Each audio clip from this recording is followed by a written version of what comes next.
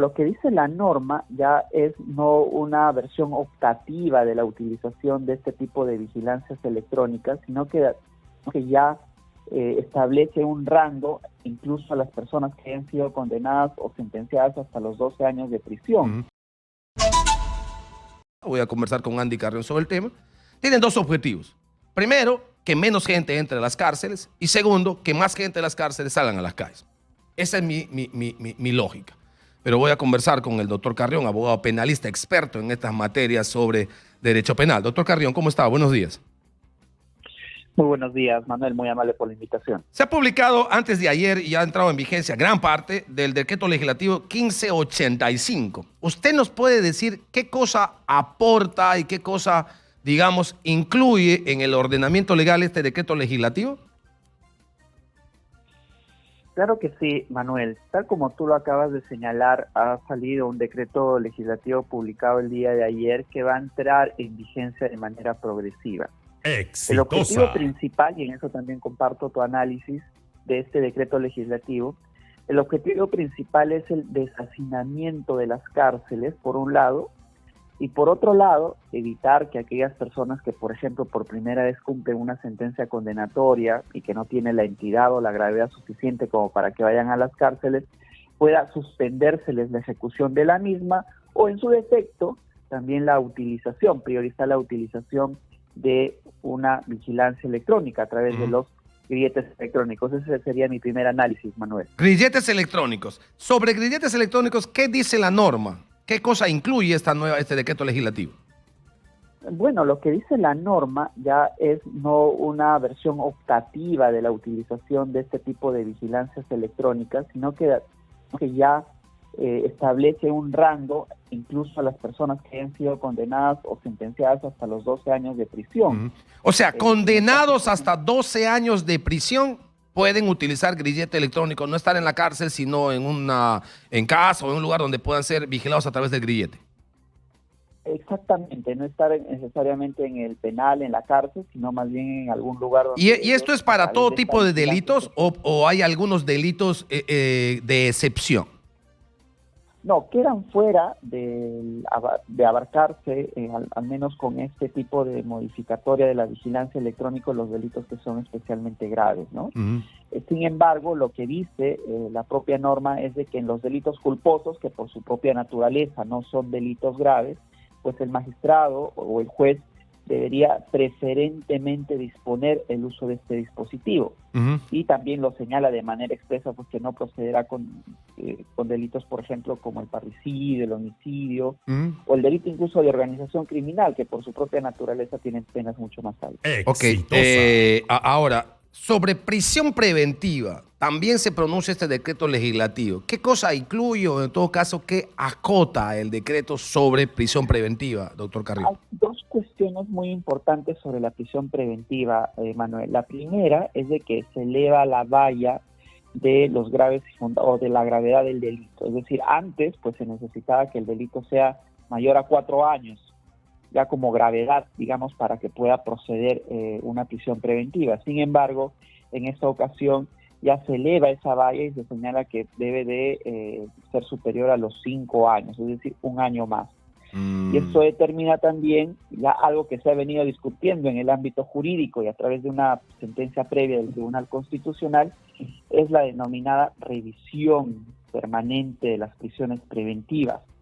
Ahora, digamos, el cese de la prisión preventiva, es decir, si ya se ha impuesto una prisión preventiva en una determinada fecha, el juez incluso de oficio puede a los 6 meses instaurar una nueva audiencia en la que se reevalúen los presupuestos que llevaron a determinar una Pero eso es ponerle una carga brutal a los jueces, ¿no? Una carga con la que ya no pueden ahora cada 6 meses de los que tienen prisión preventiva, que es un número bastante grande, en miles que están en las cárceles, van a tener que hacer audiencias cada 6 meses y audiencias para revisar esas prisiones con la posibilidad de que en esa revisión puedan salir libres de la cárcel. ¿Esa es la intención de la norma?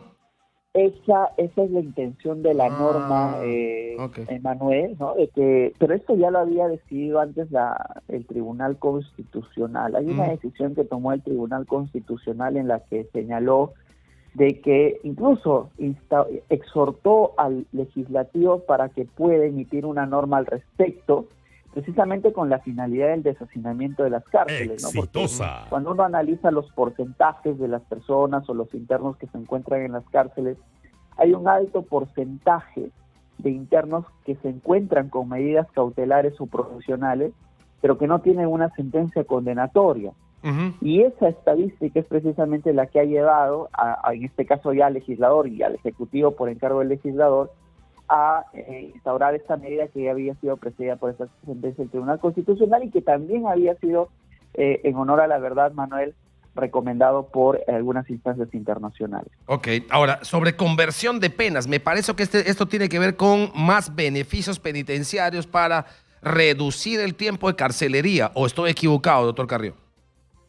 Por supuesto, este paquete legislativo, Manuel, ha abarcado varios aspectos, ¿no? Nosotros acabamos de comentar, por ejemplo, aspectos estrictos referidos a la prisión preventiva o también a la utilización de algún mecanismo para que las personas no puedan cumplir la condena en el penal. Sin embargo, también existen algunas otras medidas en el ámbito estrictamente penitenciario, como es la redención de penas, por ejemplo, en las cuales algunos internos que no hayan cometido delitos graves y que no sean altamente peligrosos, sino simplemente ostenten una peligrosidad mínima o en algunos casos también mediana, podrán acogerse, y esto ya también lo señala el código, solo que aquí lo han ampliado, a un día de estudio de trabajo o de trabajo por un día de pena. Eso significa que ya el solo hecho de estudiar o trabajar en el penal va a incrementar las posibilidades de que salgan mucho más pronto, porque ese día de trabajo y ese día de pena va a entrar en la contabilización de la sentencia condenatoria que deban de cumplir. Ahora, sobre extranjeros, ¿hay algún tipo de manifestación ahí? ¿Hay algún tipo de acápite que han puesto?